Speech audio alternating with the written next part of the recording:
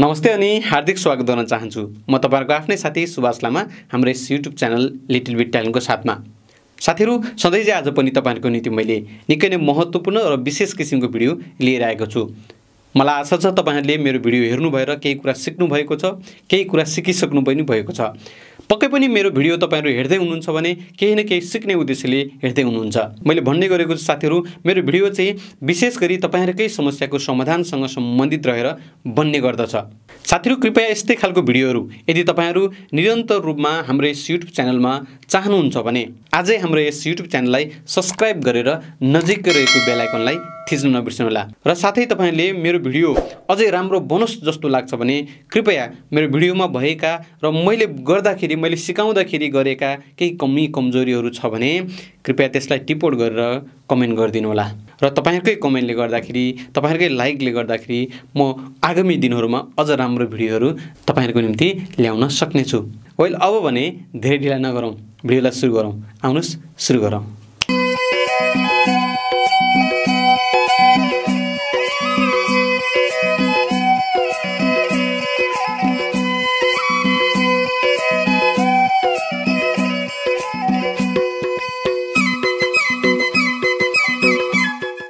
आउनुस् हामी सर्वप्रथम आफ्नो कम्प्युटरमा रहेको माइक्रोसफ्ट अफिस वर्डलाई खोल्ने छौं। तपाईहरुले फोटोशप लगायत अन्य सफ्टवेयरहरु पनि खोलेर हेर्न सक्नुहुनेछ। मैले माइक्रोसफ्ट अफिस वर्ड खोलिसकेको छु। म यहाँनिर टाइपिङ गर्न जाँदै छु। मैले मेरो देश नेपाल हो। साथीहरु, यो चाहिँ मैले तपाईहरुलाई उदाहरणको लागि अलिकति केही टाइपिङ गरेर देखाइदिए। तपाईले यो लगायत थुप्रै खालको एकदमै राम्रो स्टाइलिश अक्षरहरुलाई टाइपिङ गर्न सक्नुहुनेछ। तपाईले Microsoft office word, PowerPoint, Excel, त्यसपछि फोटोशप जस्ता अन्य थुप्रै खालको सफ्टवेयरहरुमा पनि यसरी टाइपिङ गर्न सक्नुहुनेछ। त्यसको लागि सर्वप्रथम तपाईले फोनलाई डाउनलोड गरेर कम्प्युटरमा इन्स्टल गर्नुपर्ने हुन्छ। अब कसरी डाउनलोड गर्ने अनि कसरी इन्स्टल गर्ने म तपाईलाई सिकाउँदै छु है त। त्यसको लागि सर्वप्रथम तपाई आफ्नो कम्प्युटरमा रहेको कुनै पनि एउटा ब्राउजरमा जानु होला। माथि ट्याबमा तपाईले हाम्रो वेबसाइट computerera.com लाई टाइप गर्नु होला। यहाँनिर साइडमा तपाईले सर्च बक्स देखिरहनु भएको छ, यसमा गएर थिच्नु होला र यहाँनिर गएर तपाईले टाइप गर्नु होला क्यालिग्राफी भनेर। क्यालिग्राफी टाइप गरिसक्नु भएपछि सर्चमा गएर थिचिदिनु होला र त्यसपछि यहाँनिर तपाईले नेपाली क्यालिग्राफी फन्ट भनेर यहाँ एउटा पोस्ट देखिरहनु भएको छ, त्यो पोस्टमा गएर क्लिक गर्नु होला र यहाँ अलिकति तल तपाईले यहाँ डाउनलोड नाउ अप्सन देख्न सक्नुहुन्छ। डाउनलोड नाउमा गएर क्लिक गर्नु होला र यो चाहिँ डाउनलोड हुन स्टार्ट हुनेछ। म यसलाई स्टार्ट डाउनलोड गरेर क्लिक गरौँ र यो डाउनलोड कम्प्लिट भइसकेको छ। अब यसलाई म ओपन फाइलमा गएर क्लिक गर्ने छु।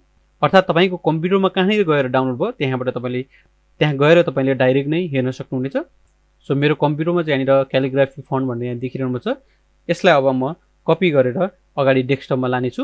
तपाईलाई सजिलो होस् भन्नको लागि मैले यहाँ डेस्कटपमा राखिरहेको छु र त्यसपछि यसलाई म राइट क्लिक गरेर यहाँनिर एक्सट्र्याक्ट टु क्यालिग्राफी फन्ट भनेको छ, यसमा गएर क्लिक गर्ने छु र यसलाई एक्सट्र्याक्ट गर्ने छु र एक्सट्र्याक्ट भएपछि यहाँनिर आएको छ र यो फाइललाई खोल्ने छु। र साथीहरु, तपाईले बुझ्नै पर्ने एउटा कुरा के छ भने यो फन्ट चाहिँ नर्मली कम्प्युटरमा प्रिटी टाइप गरेको जस्तो होइन। मैले यो भन्दा अगाडि मेरो युनिकोडसँग सम्बन्धित भिडियो तपाईलाई बनाएको थियो। अर्थात् युनिकोडमा तपाईले कसरी टाइप गर्नुहुन्छ त्यस्तै खालको युनिकोडसँग सिमिलर खालको यसको कीबोर्ड लेआउट हुन्छ। त्यसकारणले मैले यहाँनिर कीबोर्ड लेआउट भनेर एउटा चार्ट बनाएको छु। यो चार्ट चाहिँ तपाईले हेरिदिनु होला र सजिलोसँग तपाईले बुझ्न सक्नुहुनेछ। यदि यो चार्टबाट पनि तपाईले केही कुराहरु बुझिराख्नु भएको छैन, भेटिरहनु भएको छैन भने पक्कै पनि तपाईले मलाई कमेन्ट गर्नु होला। म त्योसँग सम्बन्धित पनि अन्य भिडियोहरु ल्याउने नै छु। तसर्थ युनिकोड राम्रैसँग टाइप गर्ने साथीहरुको लागि चाहिँ यो चार्ट हेरिसकेपछि धेरै कुरा इनफ नै हुन्छ है त।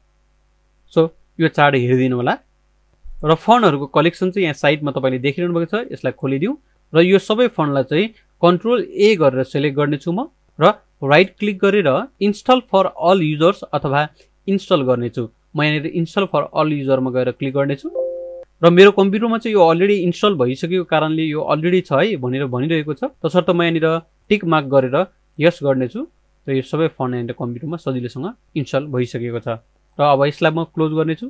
सो यहाँनिर गएर माइक्रोसफ्ट अफिस वर्डलाई म क्लोज गर्ने छु। फेरि म यहाँनिर वर्डलाई खोल्ने छु र यहाँनिर त्यो फन्ट टाइप गर्नको लागि चाहिँ सर्वप्रथम तपाईले माथि यहाँनिर फन्ट बक्समा चाहिँ एएमएस भनेर टाइप गर्न सक्नुहुनेछ र एएमएस को थुप्रै खालको कलेक्सन हामीले यहाँनिर राखिसकेका छौँ। यहाँनिर एएमएस टाइप गरिसकेपछि अब यहाँ जुन अक्षर तपाईँले देखिरहनु भएको छ यसमा अब म यहाँनिर टाइप गर्छु है त। मैले यहाँनिर के गरेँ सुभाष गरेर टाइप गरेँ र यसलाई थोरै ठुलो यसरी बनाइदिएँ।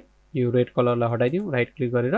यसरी क्यालिग्राफी फन्टलाई चाहिँ कम्प्युटरमा टाइपिङ गर्न सक्नुहुनेछ। यो चाहिँ माइक्रोसफ्ट अफिस वर्डमा भयो। त्यसै गरी तपाईँले फोटोसपहरूमा पनि यसको प्रयोग गर्न सक्नुहुनेछ। म तपाईँलाई एकैछिनको लागि फोटोसप पनि देखाउने छु है त। कन्ट्रोल एन गरेर म नयाँ क्यानभास बनाउँछु र यहाँ टेक्स्टमा गएर क्लिक गर्नेछु र यहाँनिर गएर म टाइप गर्न सुरु गर्नेछु। फन्टलाई थोरै सानो बनाइदिउँ सर्टकट कीबाट। अब माथि फन्ट बक्समा फन्ट चेन्ज गरौँ। यहाँ गणेश भनेर लेखिएको रहेछ। यहाँनिर म एएमएस भनेर टाइप गर्छु र एएमएस को थुप्रै खालको फन्टहरू तपाईँले देख्न सक्नुहुन्छ। एउटा छानिदिएँ मैले कुनै महावीर भनेर टाइप गरिदिएँ है त। मैले महावीर भनेर टाइप गरिदिएँ। अब फन्टको कलरलाई एकचोटि चेन्ज गरेर हेरौँ ल। यसरी महावीर भनेर मैले यहाँ टाइप गरिदिएँ।